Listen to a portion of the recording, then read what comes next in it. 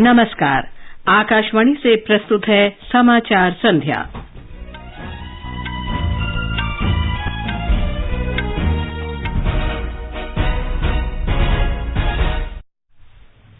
राष्ट्रपति रामनाथ कोविंद कल से उत्तर प्रदेश के 4 दिवसीय दौरे पर। प्रधानमंत्री नरेंद्र मोदी, राज्यपाल आनंदीबेन पटेल और मुख्यमंत्री योगी आदित्यनाथ के साथ कानपुर देहात में अपने पैतृक गांव का दौरा भी करेंगे। प्रधानमंत्री कल लखनऊ में उत्तर प्रदेश निवेशक शिखर सम्मेलन के परिवर्तनात्मक समारोह में शामिल होंगे। भारत और इस्रायल ने भविष्य में रक्षा सहयोग का मार्ग प्रशस्त करने के लिए लक्ष्यों के विवरण को स्वीकृति दी।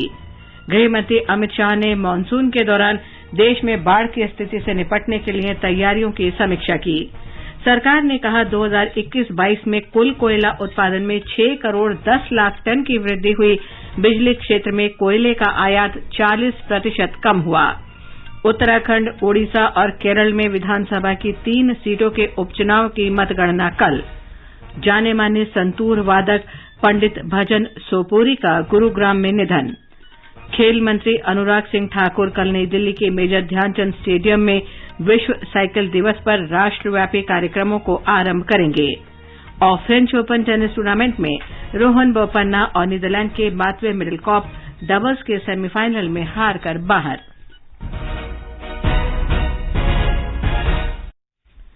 समाचार संध्या में आनंद श्रीवास्तव के साथ मैं लवलीन निगम। राष्ट्रपति रामनाथ कोविंद कल उत्तर प्रदेश में कानपुर देहात स्थित अपने पैतृक गांव परौख जाएंगे। राष्ट्रपति के साथ प्रधानमंत्री नरेंद्र मोदी, राज्यपाल आनंदीबेन पटेल और मुख्यमंत्री योगी आदित्यनाथ भी रहेंगे। राष्ट्रपति कल से उत्तर प्रदेश के 4 दिन के दौरे पर हैं। हमारे संवाददाता ने बताया कि इस दौरान राष्ट्रपति कई कार्यक्रमों में शामिल होंगे। प्रधानमंत्री नरेंद्र मोदी कल दोपहर लगभग 1:45 पर कानपुर के परौख गांव पहुंचेंगे, जहां वे राष्ट्रपति रामनाथ कोविंद के साथ पथरी माता मंदिर के दर्शन करेंगे। इसके बाद वे डॉक्टर BR अम्बेडकर भवन जाएंगे, जिसके बाद वे मिलन केंद्र का दौरा करेंगे। ये केंद्र राष्ट्रपति का पैतृक घर है, जिसे सार्वजनिक उपयोग के लिए दान कर दिया गया था और एक सामुदायिक केंद्र में परिवर्तित कर दिया गया था। इसके बाद प्रधानमंत्री राष्ट्रपति के साथ परौख गांव में एक सार्वजनिक समारोह में शामिल होंगे। राष्ट्रपति अपने गांव में इस सार्वजनिक समारोह को संबोधित करेंगे और अपने पुराने दोस्तों और परिजनों के साथ मुलाकात करेंगे। राष्ट्रपति बनने के बाद रामनाथ कोविंद का अपने गांव का ये दूसरा दौरा होगा। इससे पहले भी पिछले साल जून महीने में वे अपने पैतृक गांव के दौरे पर आए थे। सुशील चंद्र तिवारी, आकाशवाणी समाचार, कानपुर।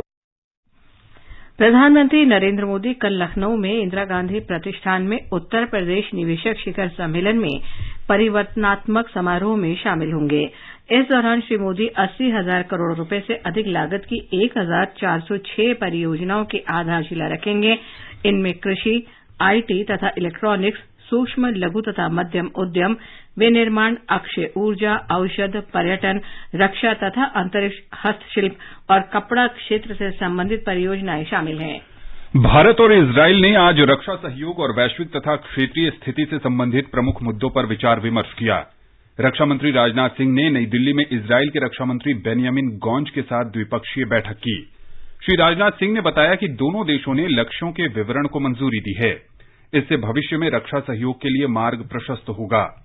उन्होंने बताया कि दोनों देशों में द्विपक्षीय रणनीतिक तथा रक्षा सहयोग और बढ़ाने के बारे में व्यापक सहमति है। रक्षा मंत्री ने कहा कि बैठक में द्विपक्षीय, क्षेत्रीय और रक्षा औद्योगिक सहयोग से संबंधित विभिन्न मुद्दों पर चर्चा की गई। दोनों नेताओं ने भविष्य की प्रौद्योगिकियों और रक्षा सह उत्पादन में अनुसंधान तथा विकास पर ध्यान देने के साथ सभी क्षेत्रों में सहयोग बढ़ाने के तरीकों पर चर्चा की। दोनों मंत्रियों ने कई सामरिक और रक्षा मुद्दों पर परस्पर सुरक्षा चुनौतियों और उनके अभिसरण को स्वीकार किया। विदेश मंत्रालय ने कहा है कि भारतीय अधिकारियों का दल अफगानिस्तान के लोगों को मानवीय सहायता के संबंध में काबुल यात्रा पर है। विदेश मंत्रालय के प्रवक्ता अरिंदम बागची ने नई दिल्ली में बताया कि भारत अफगानिस्तान को कई प्रकार की मानवीय सहायता उपलब्ध कराता रहा है। उन्होंने कहा कि भारत से अधिकारियों का दल इस सहायता के वितरण की निगरानी के लिए वहां पर है। दल ने इस बारे में संबंधित लोगों से बातचीत भी की है। प्रवक्ता ने कहा कि अफगान लोगों के साथ भारत के ऐतिहासिक और सभ्यतागत संबंध हैं और ये दीर्घकालिक रिश्ते अफगानिस्तान के प्रति भारत के रुख को निर्देशित करते रहेंगे।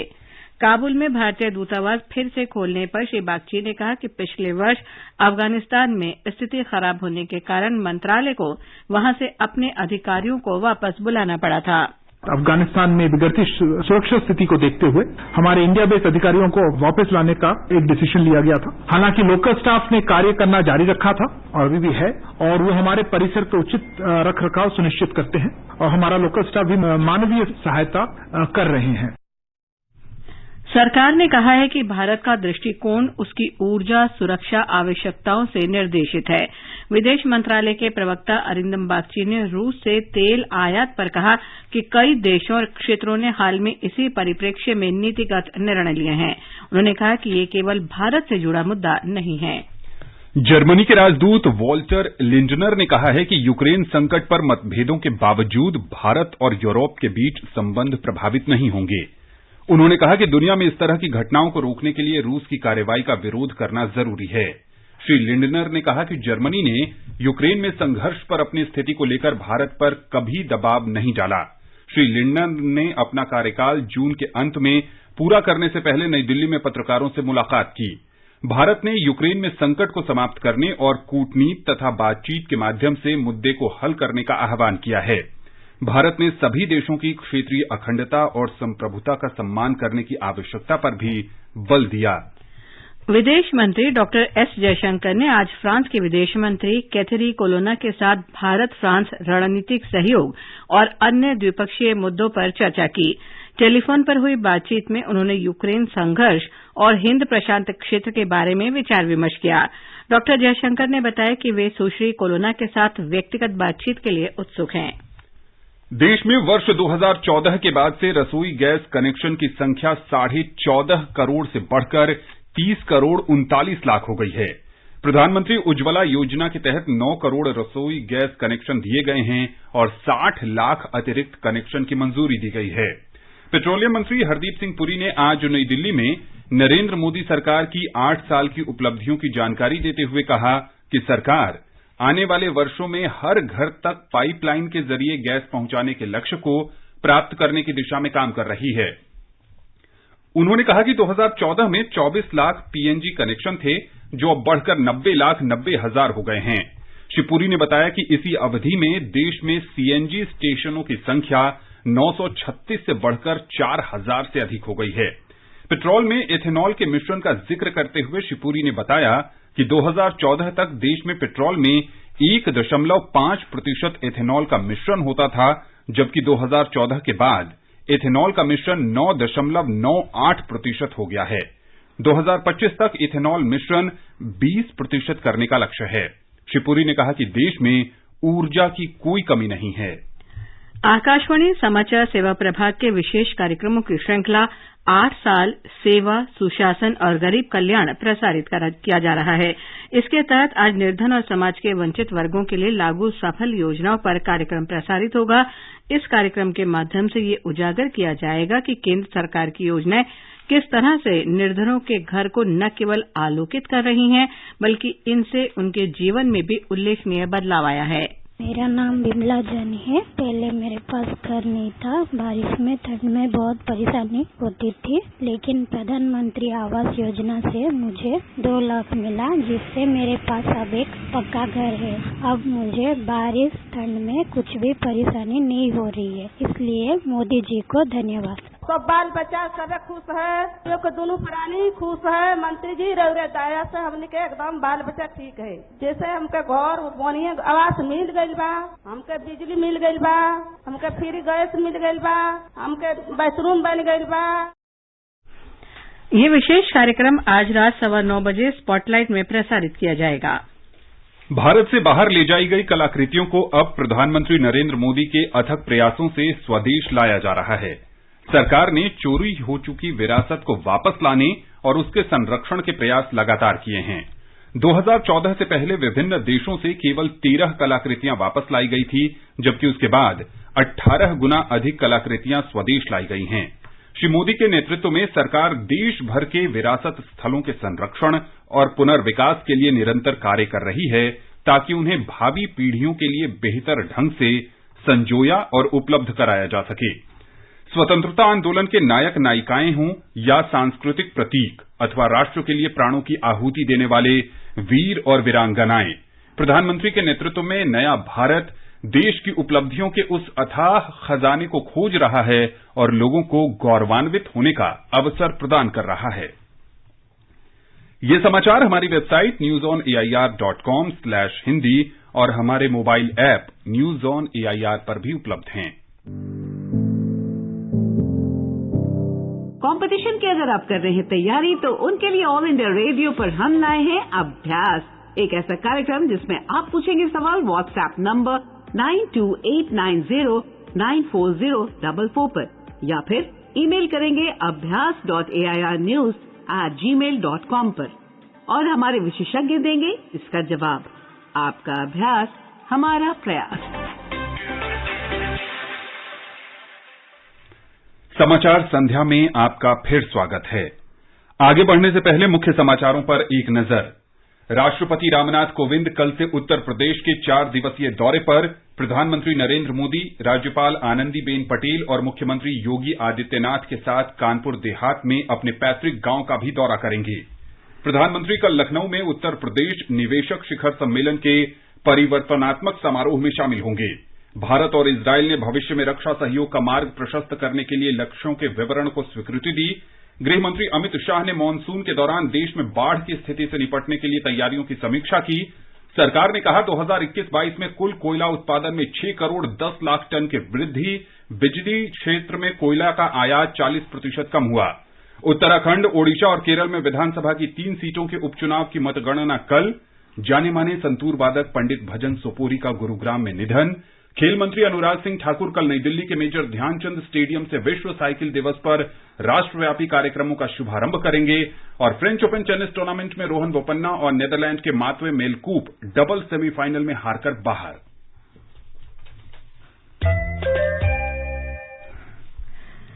गृह मंत्री अमित शाह ने आज मानसून के दौरान देश में बाढ़ की स्थिति से निपटने की तैयारियों की समीक्षा के लिए उच्च स्तरीय बैठक की। बैठक में जल शक्ति मंत्री गजेंद्र सिंह शेखावत, गृह राज्य मंत्री नित्यानंद राय, गृह सचिव अजय कुमार भल्ला और अन्य अधिकारी मौजूद थे। देश में 2020-21 में 20 करोड़ 90 लाख टन कोयले का आयात हुआ। इसकी तुलना में 2019-20 में 24 करोड़ 80 लाख टन कोयला आयात किया गया था। कोयला मंत्रालय ने कहा है कि बिजली क्षेत्र में कोयले का आयात 40% घट गया। 2021-22 के दौरान कुल कोयला उत्पादन में 6 करोड़ 10 लाख टन की वृद्धि हुई। कोयला मंत्रालय के अनुसार 2021-22 के दौरान मुख्य रूप से बिजली क्षेत्र में कम आयात के कारण कोयले का आयात घट गया। केंद्र सरकार ने आज कहा कि तमाम चुनौतियों के बावजूद महंगाई कम करने के लिए किए गए प्रयासों का असर दिखने लगा है। नई दिल्ली में खाद्य और जन वितरण सचिव सुधांशु पांडे ने कहा कि कीमतों में गिरावट देखने को मिल रही है। उन्होंने कहा कि सरकार के निर्णयों के कारण ही मूल्य में ये कमी दिख रही है। केंद्रीय मंत्री डॉक्टर जितेंद्र सिंह ने कहा है कि स्टार्टअप क्षेत्र भारत की भविष्य की अर्थव्यवस्था का निर्धारण करने वाला है। उन्होंने कहा कि यह विश्व अर्थव्यवस्था के लिए भी एक प्रमुख स्तंभ के रूप में कार्य करेगा। नई दिल्ली में startup India expo and conclave में डॉक्टर सिंह ने कहा कि प्रधानमंत्री नरेंद्र मोदी द्वारा स्टार्टअप्स को दिए गए प्रोत्साहन के कारण देश में इनकी संख्या पिछले 8 साल में करीब 300-400 से बढ़कर 70,000 हो गई है। डॉक्टर जितेंद्र सिंह ने नवोदित स्टार्टअप उद्यमियों को आईटी, कंप्यूटर और संचार क्षेत्रों से परे कृषि क्षेत्र में काम करने की सलाह दी है। शिक्षा मंत्री धर्मेंद्र प्रधान ने कहा है कि स्कूली शिक्षा ऐसी बुनियाद है जिसके बल पर भारत ज्ञान आधारित अर्थव्यवस्था बनेगा। गुजरात की राजधानी गांधीनगर में शिक्षा मंत्रियों के राष्ट्रीय सम्मेलन में श्री प्रधान ने कहा कि नई पीढ़ी को 21वीं सदी के ज्ञान और कौशल से वंचित नहीं किया जा सकता।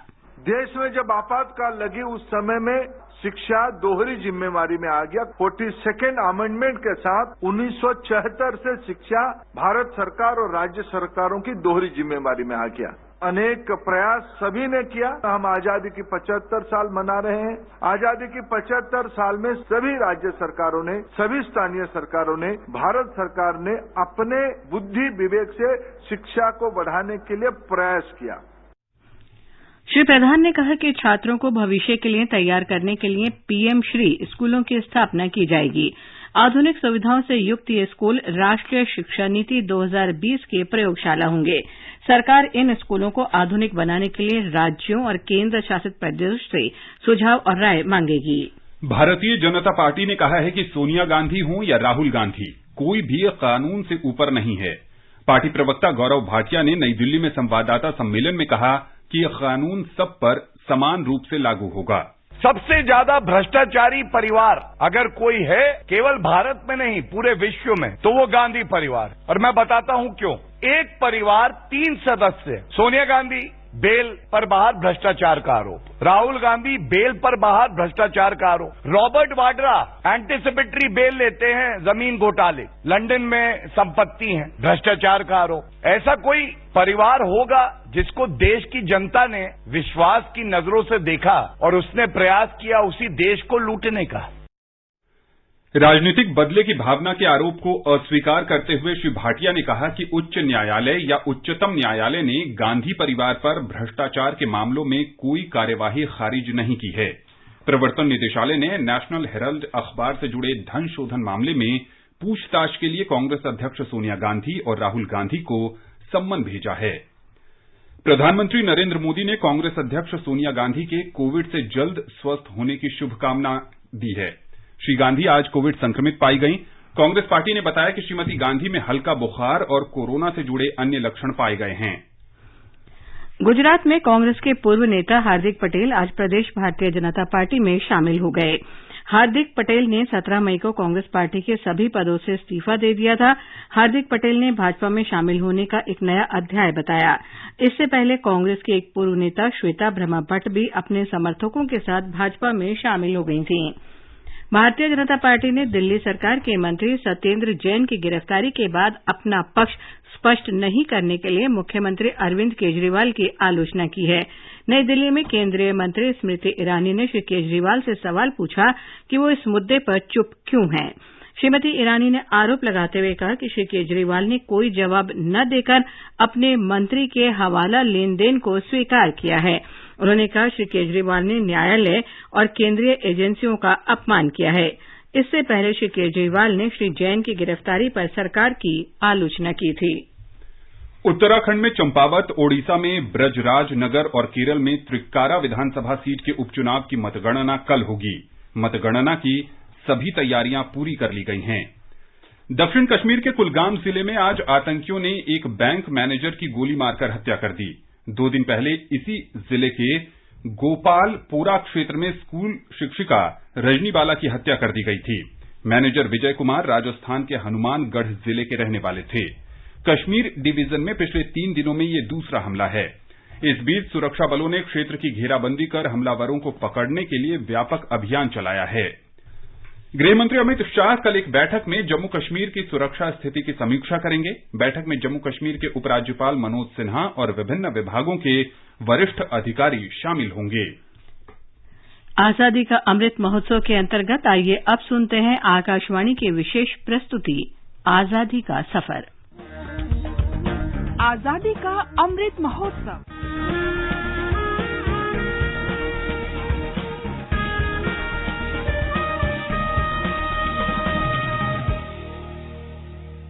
आजादी का सफर आकाशवाणी समाचार के संग भारत का गौरवशाली स्वतंत्रता संघर्ष आधुनिक विश्व के महानतम स्वाधीनता संघर्षों में से एक है और आकाशवाणी से हर रोज हम आपके लिए लेकर आ रहे हैं इसी संघर्ष की एक झलक।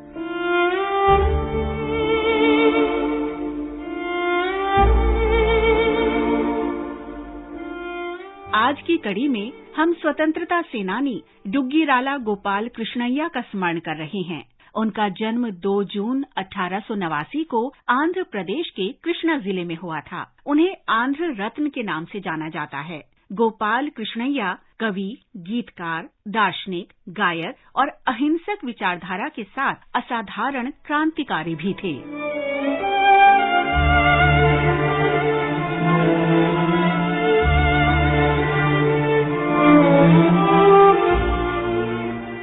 गोपाल कृष्णैया ने अपने दोस्त नादिमपल्ली नरसिम्हा राव की वित्तीय सहायता से एडिनबरा विश्वविद्यालय से अर्थशास्त्र की शिक्षा प्राप्त की। वो 1917 में भारत लौटे और आंध्र प्रदेश के मछलीपट्टनम में नेशनल कॉलेज में पढ़ाने लगे। गोपाल कृष्णैया एनी बेसेंट के होम रूल आंदोलन में शामिल होने के लिए प्रेरित हुए और 1919 में वो अध्यापक की नौकरी छोड़कर पूरी तरह से राजनीति में आ गए।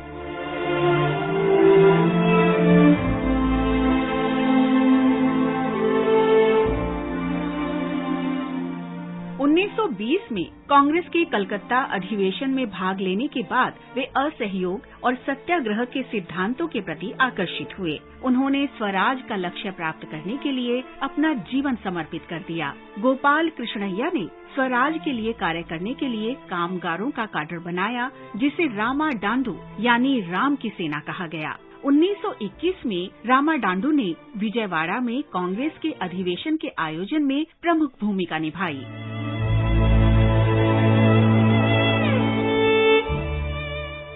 गोपाल कृष्णैया को असहयोग आंदोलन के समय चिराला में कर विरोधी सत्याग्रह का नेतृत्व करने के लिए जाना जाता है। जनवरी 1921 में जब चिराला के निवासियों ने कर का भुगतान नहीं करने का निर्णय लिया, तो अंग्रेजों ने गिरफ्तारी और मुकदमे चलाकर और अनेक प्रदर्शनकारियों को जेल की सजा सुनाकर आंदोलन को कुचल दिया। महात्मा गांधी के परामर्श पर गोपाल कृष्णैया ने चिराला के निवासियों का कस्बे से बाहर जाने और कस्बे की सीमा से बाहर अस्थायी बस्तियां बनाने के अभियान का नेतृत्व किया।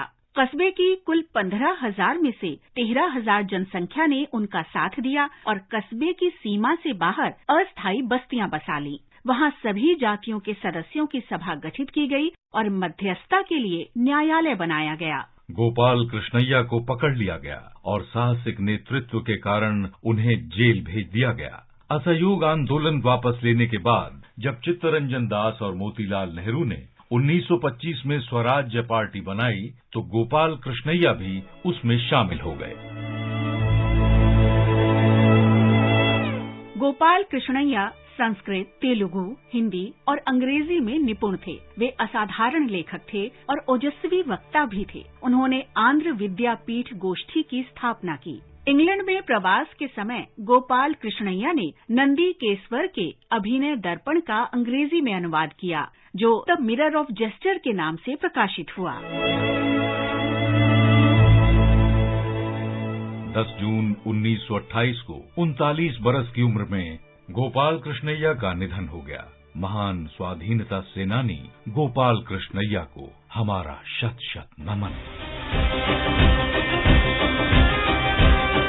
आज हम वीर बीकू को भी याद कर रहे हैं। उन्होंने 1857 में भारत के प्रथम स्वतंत्रता संग्राम में भाग लिया था। आरंभ में वे ईस्ट इंडिया कंपनी की सेना में सैनिक थे, लेकिन बाद में स्वतंत्रता सेनानियों के साथ मिल गए। उन्होंने साथी सिपाहियों को ब्रिटिश अधिकारियों की अवज्ञा करने और विदेशी शासन के विरुद्ध स्वतंत्रता आंदोलन में शामिल होने के लिए प्रेरित किया। कंपनी की सेना के साथ मुठभेड़ में बीकू को पकड़ लिया गया। उन पर ब्रिटिश शासन से बगावत करने और फौज की नौकरी छोड़ने के आरोप लगाए गए। आजीवन कठोर सश्रम कारावास की सजा देकर उन्हें निर्वासित कर दिया गया। 2 जून 1858 को अंडमान द्वीप में कारावास में ही उनका निधन हो गया। महान स्वतंत्रता सेनानी बीकू को हमारा नमन।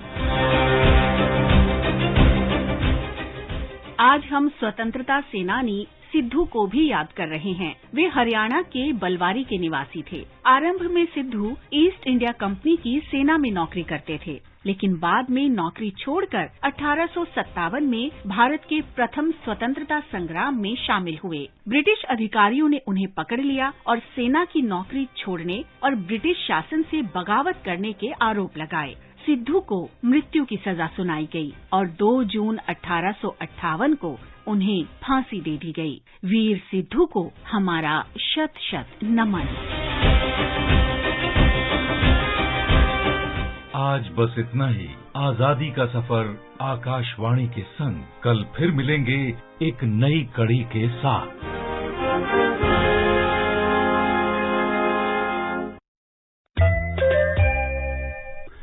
मशहूर संतूर वादक पंडित भजन सोपोरी का आज गुरुग्राम में निधन हो गया। वो 74 वर्ष के थे। वो कैंसर से पीड़ित थे।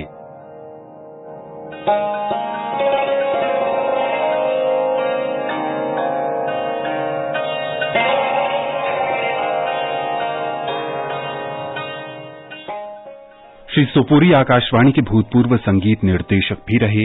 उन्होंने हिंदुस्तानी शास्त्रीय संगीत में भी बड़ा योगदान दिया। कश्मीरी वाद्य यंत्र संतूर को दुनिया भर में पहचान दिलाने का श्रेय पंडित शिव कुमार शर्मा के साथ भजन सोपोरी को भी जाता है। केके के नाम से लोकप्रिय मशहूर गायक कृष्ण कुमार कुन्नत का आज मुंबई के वर्सोवा शमशान घाट में अंतिम संस्कार कर दिया गया। फिल्म जगत और संगीत की दुनिया की जानी मानी हस्तियों ने दिवंगत गायक को श्रद्धांजलि दी। केके का निधन मंगलवार रात कोलकाता में एक कार्यक्रम में प्रस्तुति देने के बाद हो गया था। मुंबई अंतर्राष्ट्रीय फिल्म महोत्सव में आज अंतर्राष्ट्रीय पैनोरमा की ज्यूरी के 4 सदस्यों ने मीडिया और अन्य प्रतिनिधियों के साथ अनौपचारिक संवाद किया। उन्होंने फिल्म निर्माण, अच्छे विषय के महत्व और नए तथा आकांक्षी फिल्म निर्माताओं के लिए अवसरों पर चर्चा की। ज्यूरी के भारतीय सदस्य सुबैया नल्लामुथु ने कहा कि पहली बार फिल्म बना रहे लोगों से तकनीकी रूप से अच्छी फिल्म की आशा करना कठिन है। यदि विषय सामग्री और पटकथा अच्छी हो तो तकनीकी पहलू की अनदेखी खुद ब खुद हो जाती है।